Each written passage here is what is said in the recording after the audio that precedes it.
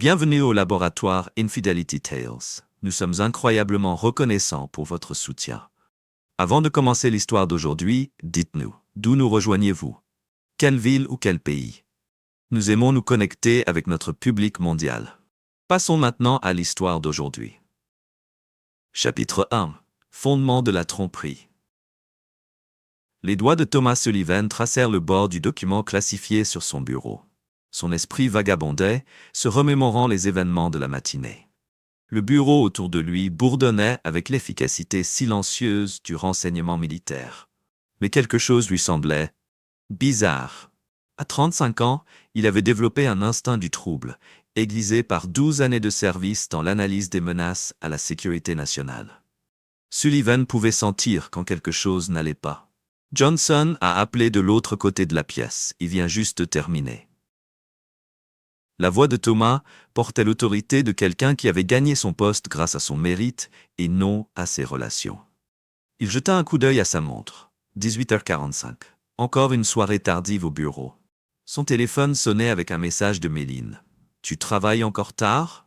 Alex m'a proposé de m'aider avec ce robinet qui fuyait dans la salle de bain des invités. » La mâchoire de Thomas se serra imperceptiblement. Alex Rivers, son agent immobilier devenu meilleur ami, était devenu une présence de plus en plus courante dans leur vie. Il a tapé une brève réponse. « Merci, rentre à la maison à 8 heures. » Le souvenir de leur première rencontre refait surface inopinément.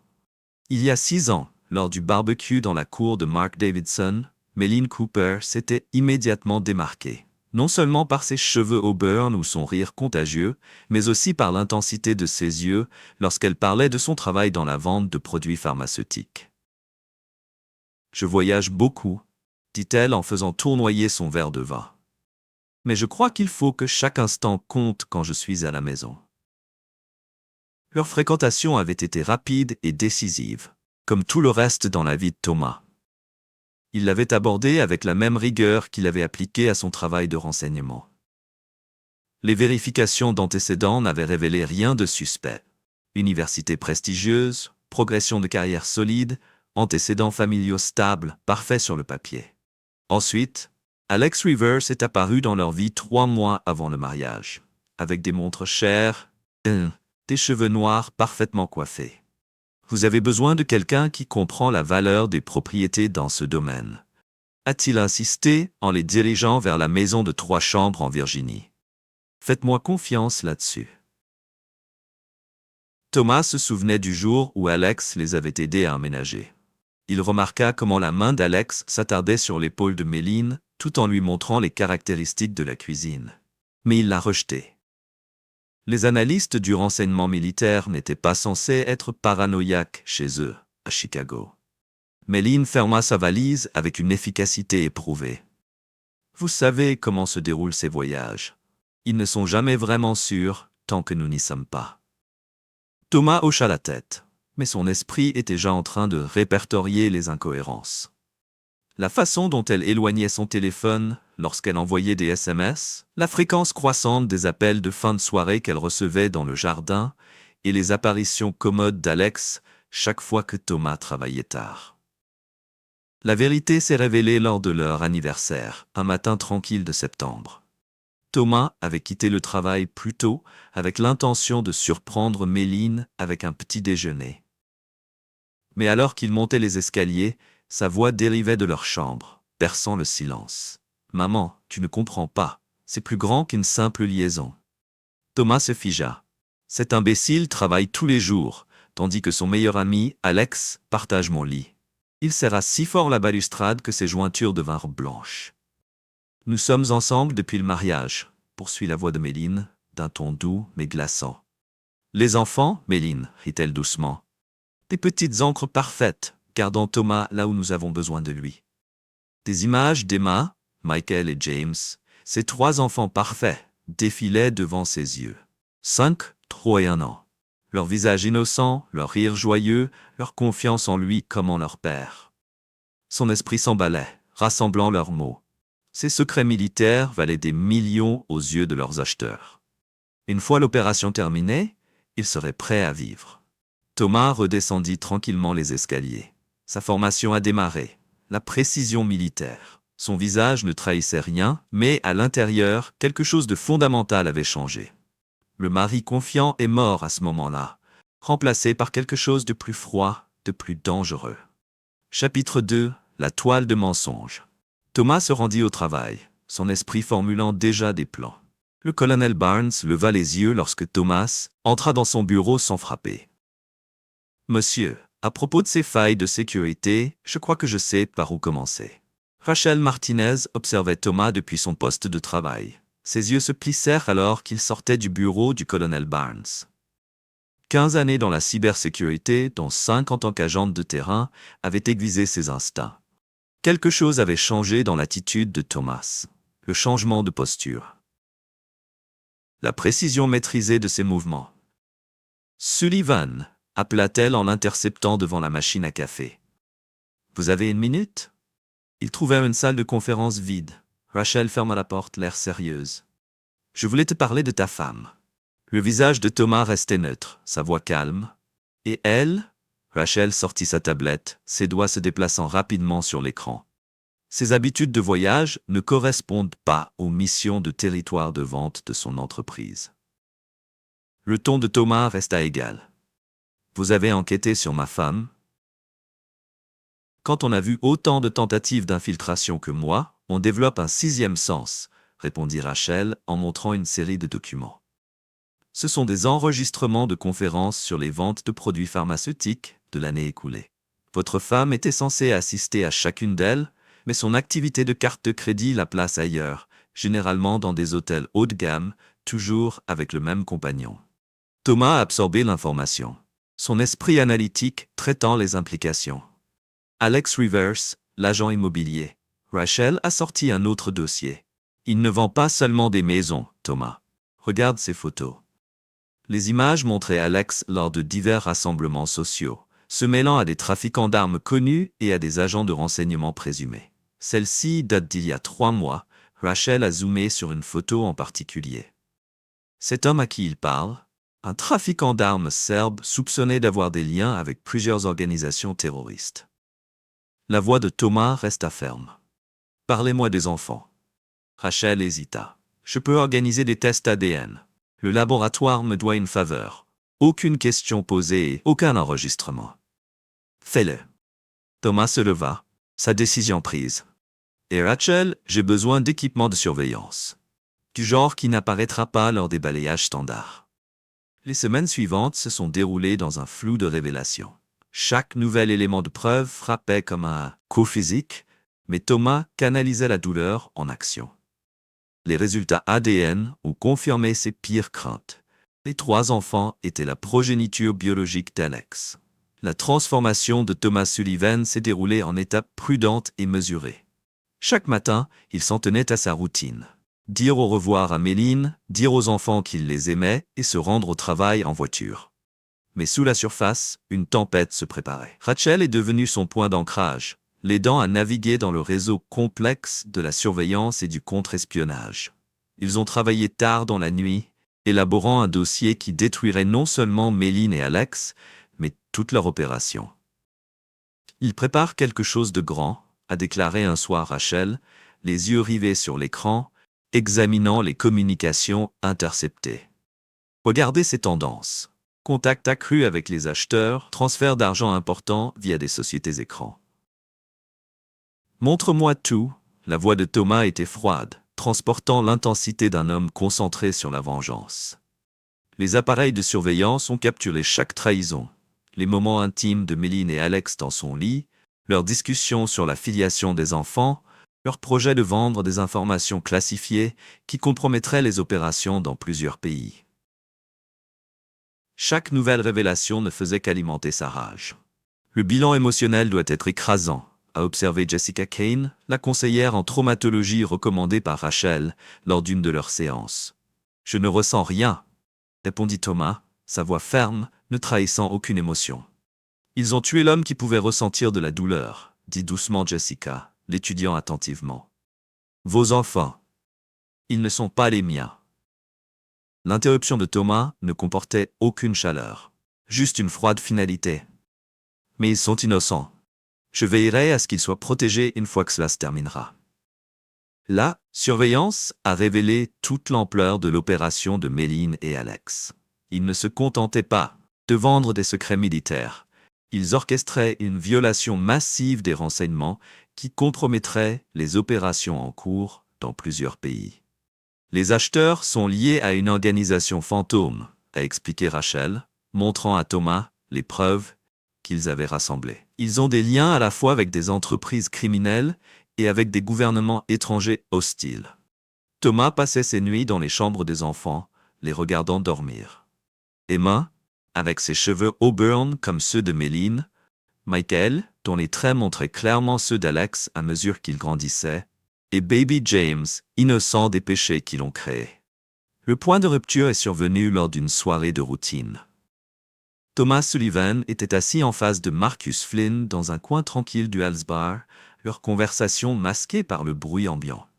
Marcus, un ancien marine devenu détective privé, étudia les documents que Thomas lui avait présentés. Cela va bien plus loin qu'une simple infidélité conjugale, a déclaré Marcus, ses yeux endurcis au combat parcourant les photos de surveillance. Votre femme est ce personnage d'Alex, il joue à un jeu dangereux. J'ai besoin de votre aide pour les éliminer. La voix de Thomas était froide, traduisant la détermination d'un homme qui n'a plus rien à perdre. Les deux. Complètement. Marcus se pencha en arrière, se souvenant de la nuit où Thomas lui avait sauvé la vie pendant leur déploiement. Vous m'avez sorti de cette embuscade à Kandahar. Tout ce dont vous avez besoin, vous l'avez. Je veux qu'il soit détruit, pas seulement arrêté. Détruit. La voix de Thomas se durcit sous l'effet de la détermination. Marcus hocha la tête. Je connais quelqu'un qui peut m'aider.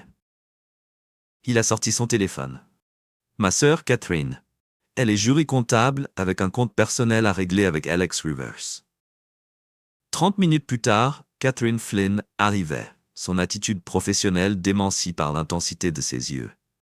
Alex Rivers a organisé une escroquerie immobilière qui a coûté des millions à mes clients. Les preuves ont disparu avant que nous puissions prouver quoi que ce soit. Pas cette fois, dit Thomas d'une voix inébranlable. Nous avons des ressources. Ils ont passé des heures à planifier, chacun apportant ses compétences uniques. Marcus a décrit les stratégies de surveillance, tandis que Catherine a détaillé les vecteurs d'attaque financière. Voici ce que nous savons. Thomas étala les rapports de renseignement de Rachel, les preuves des trahisons de Méline et d'Alex, mises à nu devant eux. Alex envisage de vendre des informations classifiées à des acheteurs étrangers, mais ce n'est que la partie visible de leur opération, dit Thomas, sa voix basse, ferme et calculatrice. Les doigts de Catherine dansaient sur le clavier de son ordinateur portable. Regardez ces demandes de prêt, elle dit, son ton aigu alors qu'elle tournait l'écran vers eux. L'empire immobilier d'Alex. Il y a des irrégularités. Plusieurs propriétés achetées avec de faux documents. Les banques seraient très intéressées par cela. Marcus haussa un sourcil. Et Méline? La voix de Rachel coupa la conversation. Nous avons suivi ses activités. Elle vole des échantillons pharmaceutiques à son employeur et les revend au marché noir. C'est comme ça qu'ils financent leur opération. On frappa à la porte les interrompit. Madame Henderson entra, portant une épaisse enveloppe. Cela fait des années que je photographie tout ce qui est étrange dans le quartier. Surveillance du quartier, vous comprenez, a-t-elle expliqué en étalant des dizaines de photos sur la table, heure, date, plaque d'immatriculation, toutes méticuleusement documentées. Les photos révélaient des schémas, la voiture d'Alex garée à des heures précises, des réunions mystérieuses dans des parkings, des colis échangés. Mme Henderson avait, sans le savoir, il a établi un dossier de surveillance qui s'avérerait inestimable. Nous attaquons sur plusieurs fronts, décida Thomas d'une voix froide. Catherine commence par les relations commerciales d'Alex. Marcus, j'ai besoin de surveiller leurs réunions avec des acheteurs potentiels. Madame Henderson continue à tout documenter.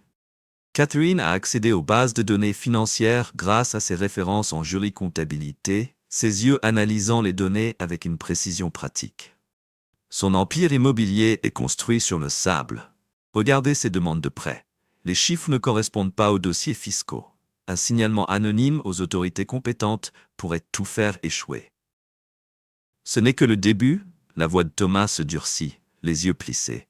Je veux qu'ils ressentent ce que c'est que de perdre tout ce qu'ils ont construit. Pièce par pièce. Marcus se pencha, décrivant leur stratégie de surveillance avec une précision militaire. Nous aurons besoin de caméras haute résolution ici, ici et ici, il marqua les emplacements sur une carte. Des équipements audio dans ces zones, j'ai encore des contacts qui peuvent fournir du matériel introuvable. Comme prévu, le téléphone de Thomas sonna. Un texto de Méline, « Je travaille tard ce soir, n'attendez pas. » Il montra le message à Marcus. Elle rencontre Alex à l'hôtel Riverside. Ils pensent qu'ils sont intelligents. Le timing est parfait, dit Marcus en vérifiant son équipement. Prenons quelques photos compromettantes pour leurs employeurs. L'opération commença cette nuit-là. Marcus photographia Méline et Alex entrant dans l'hôtel, tandis que Catherine traçait leurs traces. L'argent circulait sur des comptes offshore. Madame Henderson continuait à documenter méticuleusement les activités du quartier. Thomas maintenait sa routine à la maison, jouant le rôle du mari sans méfiance. Mais à l'intérieur, sa détermination se durcissait chaque matin. Au revoir, sachant que chaque baiser le rapprochait de la vengeance. L'expertise en matière de cybersécurité de Rachel s'est avérée cruciale. Elle les a aidés à accéder aux enregistrements numériques, aux dispositifs de surveillance des installations et à suivre les communications électroniques, a-t-elle admis lors d'une séance nocturne. Mais pas assez beau. Le plan a pris forme au fil des semaines. Chaque membre de l'équipe avait son rôle.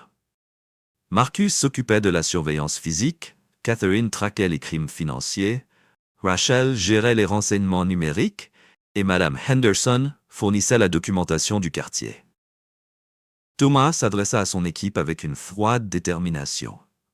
Nous ne nous contentons pas de rassembler des preuves. Nous construisons un piège qui les détruira si complètement qu'ils ne s'en remettront jamais.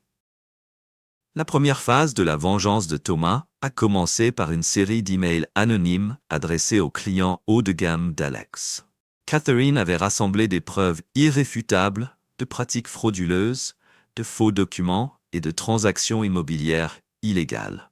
Un email détaillait les documents joints, montrant une fraude systématique sur plusieurs transactions. M. Rivers a déformé la valeur des propriétés de plus de 50 cents. Lit-on dans le message. L'effet fut immédiat.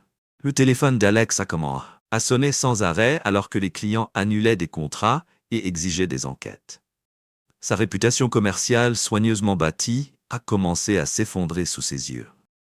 Catherine a regardé les retombées se dérouler. 3 autres menaces de poursuite judiciaire, a-t-elle rapporté. Thomas observait à travers les caméras de surveillance Alex arpenter son bureau, passant des appels téléphoniques frénétiques. Son attitude calme habituelle avait disparu. Ses cheveux parfaits étaient ébouriffés, son costume coûteux froissé à cause d'heures de stress. « Votre réputation est primordiale dans l'immobilier », commenta Kane, regardant l'effondrement. « Une fois que c'est parti, c'est fini. » La chute s'est poursuivie. Simultanément, Thomas s'est arrangé pour que l'employeur de Méline reçoive une preuve de son stratagème de vol de produits pharmaceutiques. Rachel avait compilé des preuves vidéo, des dossiers financiers et des déclarations de témoins. Le conseil d'administration se réunit demain, les informa Rachel. Ils suspendent son permis dans l'attente d'une enquête. Ce n'était pas une coïncidence. Alors que l'entreprise d'Alex s'effondrait, Méline s'est retrouvée professionnellement ruinée et financièrement tendue. Leur relation, autrefois solide, montrait des signes de stress intense. Marcus a capturé leur dispute devant un restaurant en vidéo. Méline a sifflé à Alex. « Tu as promis que tu pourrais gérer ça ?» Sa voix tremblait de désespoir. Tout s'écroule. L'attitude douce habituelle d'Alex s'est brisée lorsqu'il a répondu « Je m'en occupe. Donnez-moi juste du temps. » Mais le rire amer de Méline résonnait dans la rue. « Il est temps, ma carrière est terminée. » La police enquêtait sur les produits pharmaceutiques disparus. La décision suivante de Thomas visait leur protection juridique. Grâce à une enquête minutieuse, Marcus a découvert la liaison d'Alex avec l'épouse de la juge Sarah Montgomery, Diana. « Envoyez-les-leur tous », ordonna Thomas, examinant les paquets de preuves avec un calme glacial. « Voyons comment ils réagissent en sachant qu'ils ne sont pas spéciaux. » Les retombées ont dépassé les attentes. La confrontation de Diana Montgomery avec son mari lors d'une collecte de fonds publics a fait l'actualité locale. Le juge Montgomery, confronté à la fois à un scandale personnel et à un examen minutieux professionnel, a dû se récuser de toute affaire impliquant les entreprises d'Alex. La trahison de Shane O'Connor exige une attention particulière, a déclaré Thomas, la voix plus sombre.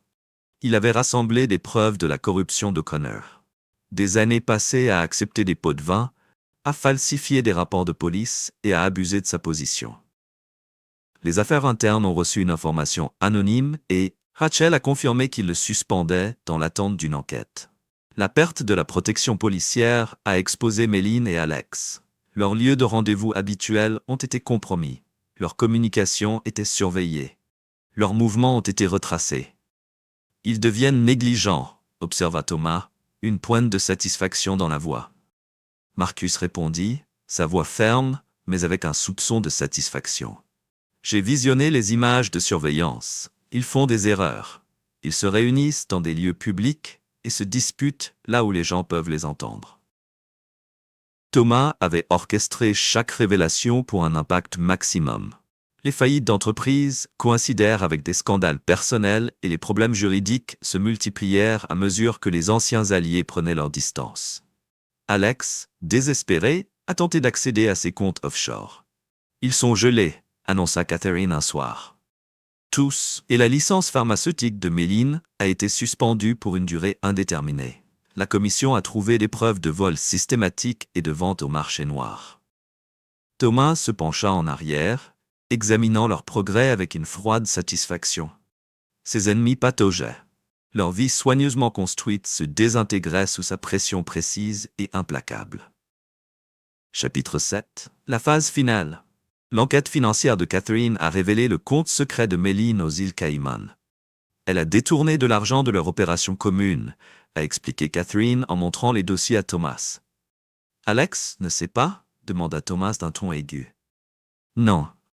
Assurez-vous qu'il le découvre, ordonna Thomas d'une voix basse et calculée, mais donne l'impression qu'elle a été négligente. La révélation a durement frappé Alex. Des caméras de sécurité ont filmé sa confrontation avec Méline sur le parking de son bureau. « Vous m'avez volé ?» Alex lui attrapa le bras, sa fureur bouillonnant. « Après tout ce que j'ai fait pour toi ?» Méline se dégagea d'un coup sec, d'une voix aiguë et froide. « Pensais-tu que je te faisais entièrement confiance ? Je suis au courant de vos accords avec les Serbes. » Thomas a regardé les images avec Rachel dans leur bureau sécurisé. Leur partenariat est en train de se briser, a-t-elle observé. « Poussez plus fort, ordonna Thomas, d'une voix inébranlable. Je veux qu'il se déchire. » Rachel a déposé des preuves suggérant qu'Alex envisageait de trahir Méline pour se sauver. Pendant ce temps, Catherine a exhorté Méline à découvrir les tentatives d'Alex pour contacter leurs acheteurs de manière indépendante. Les enfants compliquaient les choses. Thomas a documenté la négligence de Méline. Des réunions nocturnes, le fait de laisser les enfants seuls, de les exposer à des éléments criminels et de les mettre en danger lors d'activités de collecte de renseignements. Jessica Kane, examinant les preuves, a parlé avec une inquiétude professionnelle. En tant que psychologue pour enfants, j'ai l'obligation de signaler cela aux services familiaux. La sécurité des enfants est clairement menacée. Thomas resta stable, les yeux froids alors qu'il répondait. « Fais-le. Nous aurons besoin de votre témoignage d'expert plus tard. » Monté sous pression. Alex, désespéré de sauver son empire en ruine, a tenté de conclure un accord séparé avec leurs acheteurs. Thomas s'est assuré que Méline interceptait les communications. « Il te trahit », Rachel montra à Méline les messages interceptés. « Il prévoit de tout rejeter sur vous pendant qu'il s'enfuit avec l'argent. » La réponse de Méline était prévisible. Elle a contacté leurs acheteurs, leur proposant l'implication d'Alex comme levier pour une meilleure affaire. Thomas observa la désintégration avec une précision calculée. Chaque révélation, chaque trahison les poussait au plus près de l'effondrement total. Alex a retiré 2 millions de dollars de leurs fonds opérationnels. Catherine a indiqué qu'il avait réservé un vol vers un pays non extradé, ajouta Marcus en examinant les images de surveillance. Méline envisage d'emmener les enfants et de courir. Elle a contacté un faussaire au sujet de nouvelles identités. Thomas s'autorisa un sourire froid. Tout se déroulait comme prévu. Ses ennemis, autrefois si confiants dans leur trahison, se détruisaient désormais les uns les autres. « Mettez en place la phase finale », a-t-il demandé à son équipe. « Il est temps d'en finir avec ça. » Le piège était presque prêt à se déclencher. Thomas a vu leur monde soigneusement construit s'effondrer, pièce par pièce. Les acheteurs ont confirmé la rencontre. Les doigts de Rachel se déplaçaient sur plusieurs claviers dans leur centre de commande de fortune. « Ils attendent le dossier complet des renseignements ce soir », a-t-elle rapporté.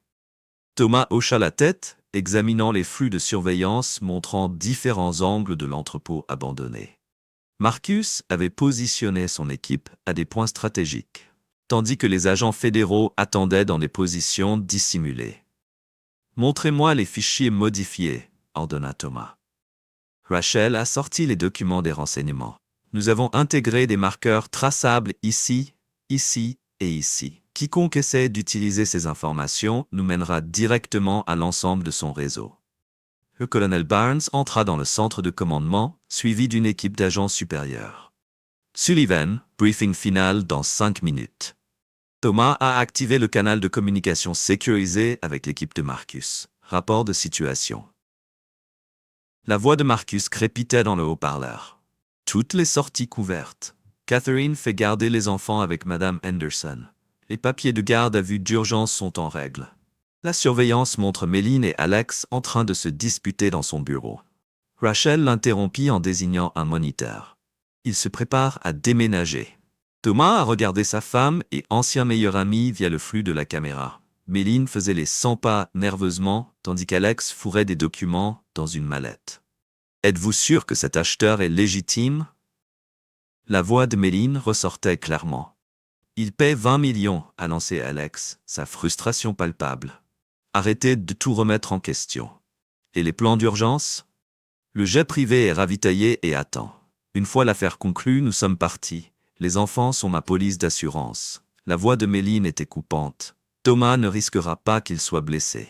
Thomas serra le poing, mais son visage resta impassible. Rachel active le protocole final.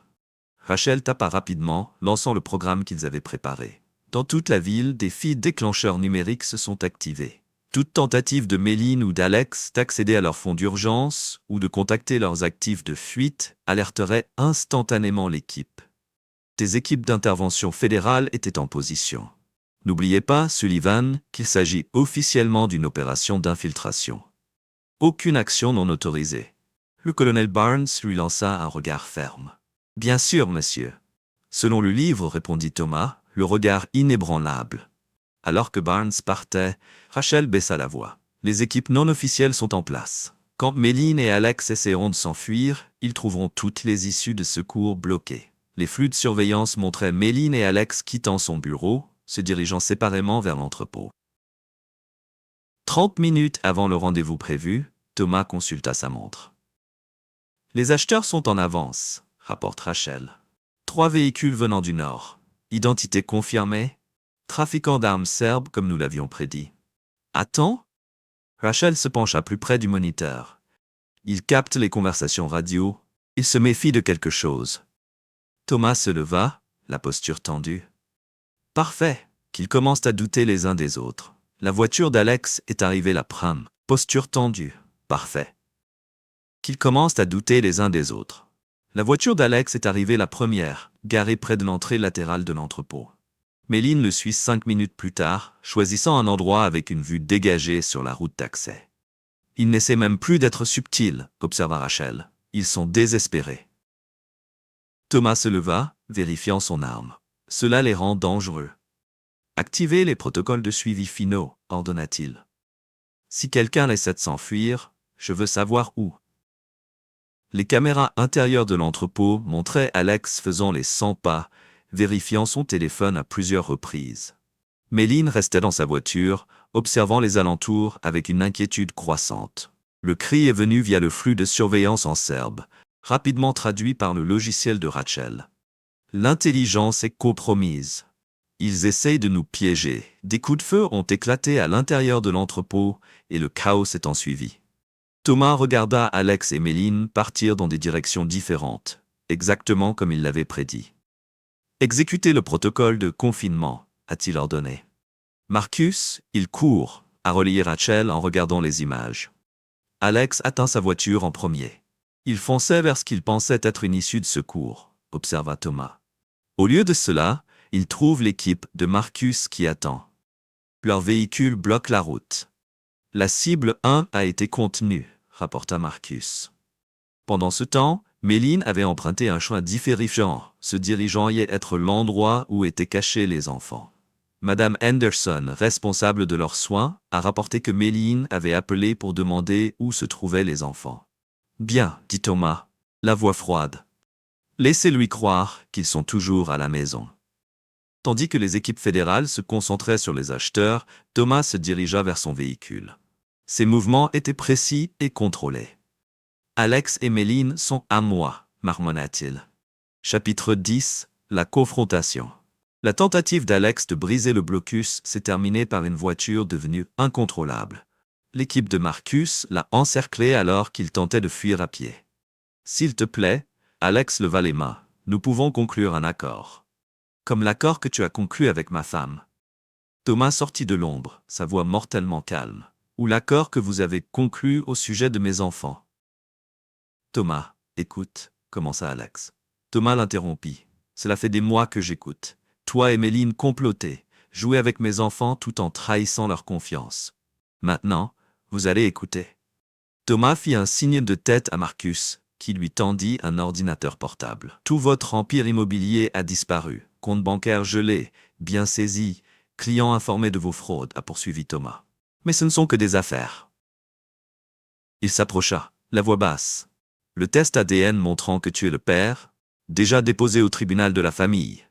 Vos tentatives pour utiliser mes enfants comme levier, documentées et ajoutées à vos accusations criminelles. Le visage d'Alex s'est vidé de ses couleurs tandis que Thomas détaillait la destruction complète de sa vie. Pendant ce temps, Méline était arrivée chez eux, la trouvant vide, à l'exception de Madame Henderson qui s'occupait de ses roses. « Où sont-ils » demanda Méline. « À l'abri de vous » répondit calmement Madame Henderson. « C'est plus que ce que tu as jamais réussi à faire. » Le téléphone de Méline sonna. Rachel a signalé que les enfants étaient censés se trouver à un endroit différent. Méline s'est précipitée vers sa voiture, ignorant qu'elle était attirée exactement là où Thomas la voulait. La cible 2 approche du point de contrôle B. La voix de Rachel résonna dans l'écouteur de Thomas. Les équipes fédérales contrôlent les acheteurs, a rapporté le colonel Barnes. On se déplace pour l'arrestation. Thomas a laissé Alex avec l'équipe de Marcus et a roulé pour intercepter Méline. Sa voiture est apparue sur la route devant elle, se dirigeant à toute vitesse vers ce qu'elle pensait être l'emplacement de ses enfants. À son approche, des piquets se sont déployés automatiquement. Sa voiture a fait un écart et s'est arrêtée près de l'endroit où Thomas attendait.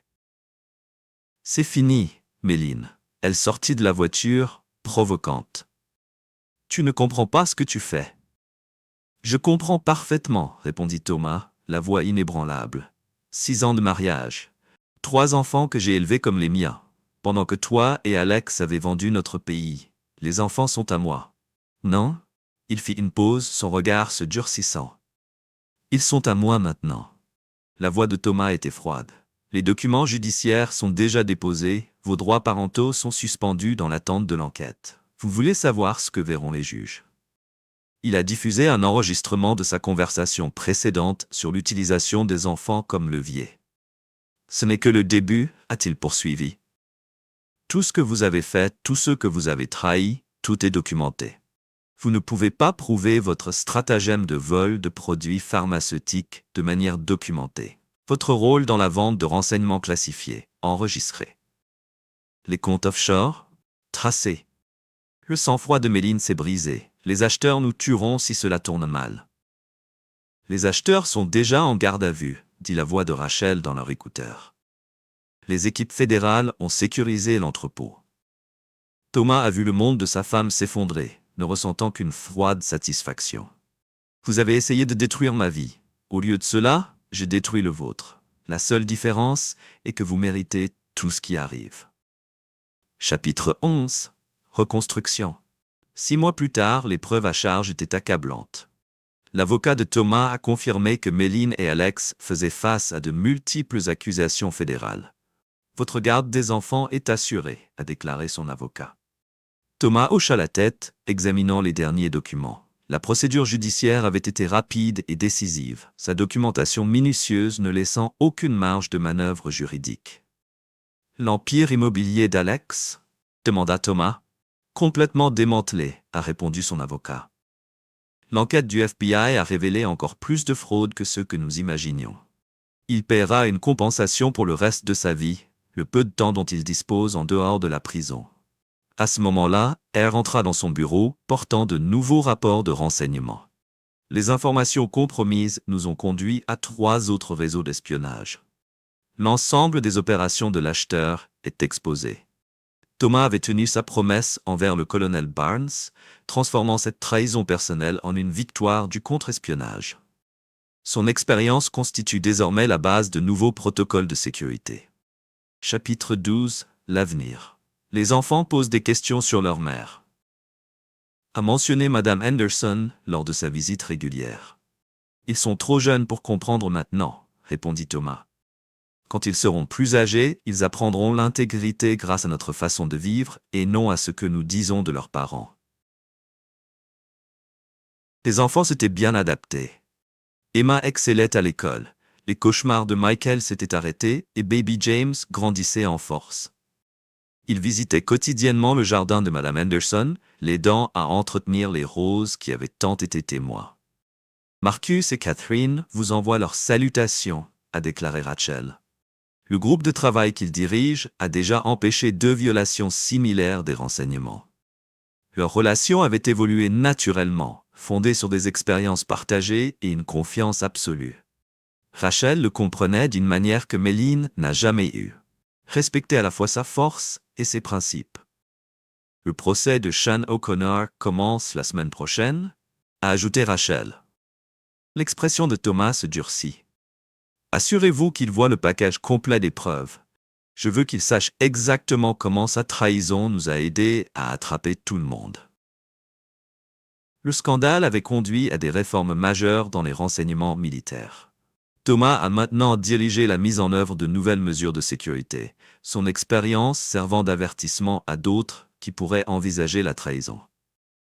Chapitre 13. Héritage vous n'avez jamais brisé, a observé Rachel à travers tout cela. Vous êtes resté concentré sur la justice, pas seulement la vengeance. La vengeance est émotionnelle, répondit Thomas, sa voix stable. La justice consiste à s'assurer que personne d'autre ne souffre de même trahison. Les enfants grandiront en comprenant la différence. L'histoire de sa réponse à la trahison était devenue légendaire dans les cercles du renseignement, non pour sa brutalité, mais pour sa précision. Un démantèlement complet de la vie de ses ennemis tout en maintenant son intégrité. Dans son bureau, Thomas gardait une petite photo de ses enfants, sans se souvenir de la trahison, mais se rappeler pourquoi les principes comptent. Il grandirait en apprenant l'honneur de son exemple, et non de l'histoire édifiante de leurs parents biologiques. Les roses fleurissent à nouveau, a déclaré Madame Anderson lors du dîner. Elle était devenue la grand-mère de substitution des enfants, offrant la stabilité dont ils avaient besoin. La vie fleurit toujours à nouveau. Épilogue. Un héritage construit sur l'intégrité. Une décennie plus tard, Thomas Sullivan s'est tenu sur le podium de graduation de la Naval Intelligence Academy, s'adressant à la nouvelle classe d'analystes de renseignement. À 45 ans, sa présence a attiré l'attention et l'autorité dans sa voix reflète les années d'expérience. Les événements d'il y a 10 ans ne l'avaient pas adouci, ils avaient affiné son bord. L'intelligence ne consiste pas seulement à recueillir des informations, a-t-il déclaré aux diplômés. Il s'agit de comprendre la nature humaine. La trahison ne s'annonce pas, il murmure. Votre travail consiste à entendre ces chuchotements avant de devenir des menaces. Dans le public, Emma, 15 ans, était assise entre ses frères, Michael, 13 ans, et James, 11 ans. Ils étaient devenus des jeunes remarquables sous la direction de Thomas. Aucun d'entre eux n'a porté le fardeau de la trahison de leurs parents biologiques. Au lieu de cela, ils avaient hérité du sens du devoir de Thomas et de l'esprit analytique de Rachel. Rachel, maintenant sa femme de 8 ans, a regardé depuis la scène. Leur mariage était passé des cendres de la trahison en quelque chose de inébranlable. Ils avaient ajouté 2 enfants à la famille. Twin Sarah et David, maintenant 7 ans. Le mélange de leur famille était transparent, construit sur la vérité et la confiance plutôt que sur la tromperie. Après la cérémonie, ils se sont rassemblés chez eux, se sont soumis à des souvenirs de la trahison. Madame Henderson, maintenant dans les années 80, mais toujours aussi nette, avait emménagé dans la maison d'hôte il y a des années. Ces roses fleurissaient dans des lits soigneusement attendus. Un rappel que la beauté pourrait pousser à partir de la vigilance. Le discours de papa était intense, a commenté Emma, aidant Rachel à installer le dîner. Elle était devenue une adolescente frappante, ses cheveux auburn le seul rappel de Méline. Il ne parle jamais de ces moments à la maison, a ajouté Emma. Votre père croit en l'attendant, répondit Rachel. Le passé est pour apprendre, pas vivre. La maison Sullivan était devenue un point de rassemblement pour leur famille élargie d'alliés. Marcus Flynn, qui dirige maintenant la société de sécurité privée la plus respectée de l'Ouest, est arrivé avec sa femme et ses enfants. Sa sœur, Catherine, avait mis son rôle en exposant les crimes d'Alex dans un poste de premier comptable médico-légal du FBI. Elle a apporté ses rapports détaillés sur leurs anciens ennemis. La dernière audience de libération conditionnelle de la mine a été refusée, a déclaré Catherine lors du dîner, son ton professionnel. Le conseil d'administration a cité le manque de remords. Elle prétend toujours qu'elle a été manipulée par Alex. Thomas n'a montré aucune réaction. Le sort du mien avait cessé de l'intéresser il y a des années. Elle était devenue une étude de cas dans ses conférences sur les violations de sécurité. Rien de plus. Alex ne va pas beaucoup mieux, a ajouté Marcus. Sa tentative de publication d'un livre révélateur a retourné contre lui lorsque les éditeurs ont vérifié notre preuve. Personne ne s'intéresse aux mensonges d'un traître condamné. Les enfants ont écouté tranquillement, ils connaissaient les grandes lignes de leur histoire. Thomas ne leur avait jamais menti, mais il l'a présenté comme une leçon d'intégrité, plutôt que comme une histoire de vengeance. « Oncle Marcus ?» a demandé Michael, « est-il vrai que vous êtes ?» Il leur avait conféré, il ne s'agissait pas seulement de l'expertise technique. Il s'agissait de comprendre les gens, de reconnaître les menaces et surtout de valoriser confiance avant tout. Thomas regarda ses enfants, chacun reflétant l'héritage que lui et Rachel avaient créé ensemble. Les années de lutte, de trahison et de perte avaient déposé un lien entre eux que rien ne pouvait se casser. La force qui avait autrefois dû faire face à l'obscurité de son passé a maintenant alimenté leur avenir. « Papa, » dit Sarah, son écran d'ordinateur portable brillait de dessins. « J'ai besoin de vos conseils sur cette partie de mon projet. Comment puis-je améliorer le cryptage ici ?» Thomas sourit chaleureusement, comme si le poids du monde a été levé. C'était son moment de paix, où le travail du passé, chaque étape prudente, chaque mouvement calculé, y avait conduit. Ses enfants, prospères, apprenant, grandissant, sans l'ombre de leurs parents biologiques et des péchés du passé. Rachel entra dans l'étude, un doux sourire sur son visage alors qu'elle regardait leurs enfants, puis regarda Thomas, les yeux remplis de fierté tranquille. Ils avaient réussi le pire, et maintenant ils avaient construit une vie qu'aucun d'eux ne s'attendait. Une vie fondée sur l'honnêteté, la confiance et l'intégrité. « Tu avais raison, » chuchota Rachel, appuyée contre le cadre de la porte. « La force ne concerne pas la difficulté. Il s'agit de vous assurer que vous n'avez jamais besoin de frapper du tout. » Thomas hocha la tête, son cœur rempli de contentement silencieux. Ils avaient construit quelque chose de plus durable que toute victoire sur la trahison. Ils avaient construit une famille, forte, résiliente et inébranlable dans son engagement envers la vérité. À l'extérieur, dans le jardin, Madame Anderson se tenait à côté des roses, ses mains altérées s'occupant toujours des fleurs. Elle avait regardé le voyage de Thomas et Rachel depuis le tout début, et maintenant, elle aussi faisait partie de leur fondation inébranlable. Sa sagesse et ses soins avaient été essentiels pour façonner les valeurs de la famille. Les roses, autrefois des symboles de difficulté et de survie, ont maintenant fleuri en abondance. Un témoignage vivant des leçons de force, de patience et de résilience qui les avaient transportés tout au long des moments les plus sombres. Thomas se dirigea vers la fenêtre, son regard s'attardant sur le jardin paisible. « La vie fleurit toujours à nouveau », murmura-t-il, se souvenant des paroles de Madame Anderson.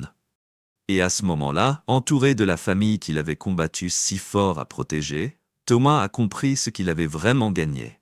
Pas seulement le triomphe de ses ennemis, mais la création d'un héritage qui perdurera plus longtemps au-delà de son temps.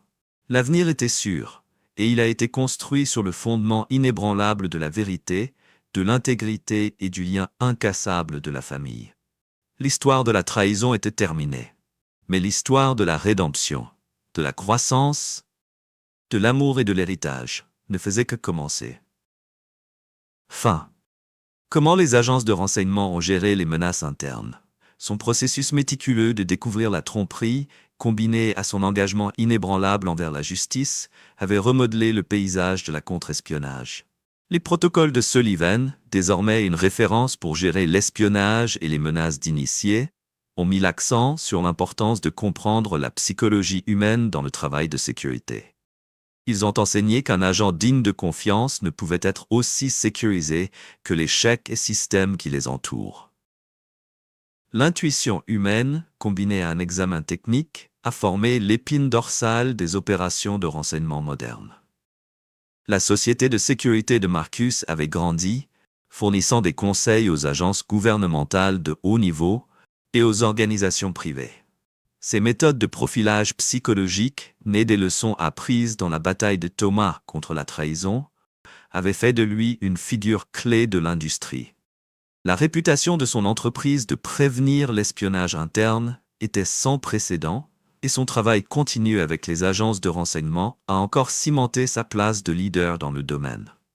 Pour les enfants de Sullivan, les enseignements de leurs parents et les leçons du passé sont restés une force directrice. Sarah, avec son esprit vif pour les détails, a excellé dans les systèmes de sécurité, faisant des vagues dans les domaines de la cybersécurité académique et professionnelle. David, avec son esprit stratégique, a montré une aptitude aux tactiques et contre-opérations militaires, attirant déjà l'attention des unités de renseignement d'élite. Alors qu'ils approchaient de l'âge adulte, Emma se tenait au seuil de sa propre carrière dans l'intelligence, prête à suivre les traces de son père. Les agences qui l'ont recherchée ont reconnu en elle les mêmes qualités qui avaient rendu Thomas legendary. Patience, perception et un engagement indéfectible envers la justice. Thomas avait maintenu sa stature dans la communauté du renseignement, non pas par la brutalité, mais par sa poursuite méthodique et inflexible de la vérité. Son nom était devenu synonyme du genre de justice qui ne cherchait pas à se venger, mais avait plutôt cherché à construire quelque chose de plus fort à partir de l'épave. Il avait non seulement survécu à la trahison qui a brisé son monde, mais l'avait utilisé pour forger un nouvel avenir plus sûr pour sa famille et la communauté qui l'a servi. Méline et Alex, quant à eux, sont restés enracinés en l'échec. Leur tentative de reconstruction de leur vie après la prison était vaine. La documentation méticuleuse de leurs crimes a permis de ne jamais échapper aux conséquences de leurs actions. Leurs noms étaient devenus des contes de prudence, partagés dans la formation en renseignement, comme exemple du prix que l'on verse pour la trahison. Les roses de Madame Anderson ont continué de s'épanouir, un symbole des leçons durables enseignées à la prochaine génération. Sous sa montre prudente, la famille avait grandi pour comprendre que la force n'avait pas besoin d'être manifeste ou brutale. Cela pourrait être calme et persistant, comme les fleurs qui ont continué à augmenter année après année, malgré les défis rencontrés. Le briefing annuel de sécurité de la famille était devenu une tradition, un moyen de renforcer les principes qui les avaient provoqués à travers leurs temps les plus sombres. Emma, Michael et James, en vieillissant, ont assuré plus de responsabilités, chacune montrant leur propre compréhension de l'importance de la confiance et de la vérification. Les jumeaux ont absorbé ces leçons naturellement. Leur éducation, une mode de réalisation des valeurs qui avaient été transmises de leurs parents. Les mémoires de Thomas, publiées sous un sceau d'agence de sécurité, était devenue une lecture requise dans les académies du renseignement. Il a fourni un compte-rendu détaillé de la façon dont l'approche méthodique d'un homme avait démantelé un réseau d'espionnage sophistiqué, tout en gardant les motivations personnelles, sa propre douleur, sa perte et sa trahison. Ceux qui l'ont lu ont compris que les leçons à l'intérieur ne concernaient pas seulement le travail de l'intelligence, mais la capacité de résilience et d'intégrité face à la trahison. Le succès de Rachel dans le domaine de la cybersécurité avait gagné sa reconnaissance mondiale, mais sa réalisation la plus fière est restée sa famille. Elle avait vu Thomas transformer le chagrin personnel en réforme institutionnelle, en utilisant les leçons même de la trahison pour empêcher les menaces futures. La sécurité de leur maison, ainsi que leur place dans le monde, n'avait pas été construite sur la méfiance, mais sur la compréhension et la transparence. La stabilité financière de la famille, avec les fonds fiduciaires des enfants gérés par Catherine, a assuré qu'ils auraient toutes les possibilités de succès. Mais Thomas leur avait inculqué l'importance de l'autosuffisance. Ces enfants ne dépendraient pas de la richesse ou du statut. Ils réussiraient de leur propre mérite, motivés par les leçons d'intégrité, de force et de confiance. La communauté du renseignement avait changé et l'héritage de Thomas Sullivan avait joué un rôle central dans cette transformation. Son approche méthodique pour découvrir la trahison et assurer la justice a influencé une génération de professionnels du renseignement. Son histoire était devenue non seulement un triomphe personnel, mais un plan pour la réforme institutionnelle, qui appréciait la patience, l'intégrité et la poursuite de la vérité. La famille Sullivan, debout comme des piliers de la résilience, a continué à grandir et à prospérer. Leur héritage de force et de justice qui atteint le futur. Leur voyage de la trahison à la rédemption avait non seulement remodelé leur vie, mais avait transformé le tissu même de la communauté du renseignement qu'ils avaient servi. Et au fil des années, les leçons de confiance, de loyauté et de vérification sont restées au cœur du monde qu'ils avaient aidé à construire.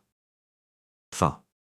La conclusion de cette histoire conclut magnifiquement le voyage de Thomas de la trahison à la rédemption, soulignant comment il a transformé la douleur personnelle en un héritage de force, d'intégrité et de famille. Sa transformation de la communauté du renseignement et la croissance de sa famille de cette période sombre témoignent du pouvoir de la résilience et de la confiance. Les roses, symbolisant à la fois la beauté et la vigilance, nous rappellent que les victoires les plus profondes ne sont pas une question de destruction, mais de construire quelque chose de plus fort. Votre outro enroule parfaitement le récit, invitant les téléspectateurs à partager leurs pensées et à encourager l'engagement avec votre chaîne. Il fournit un excellent appel à l'action pour que votre public se connecte avec la communauté et continue d'explorer des histoires similaires.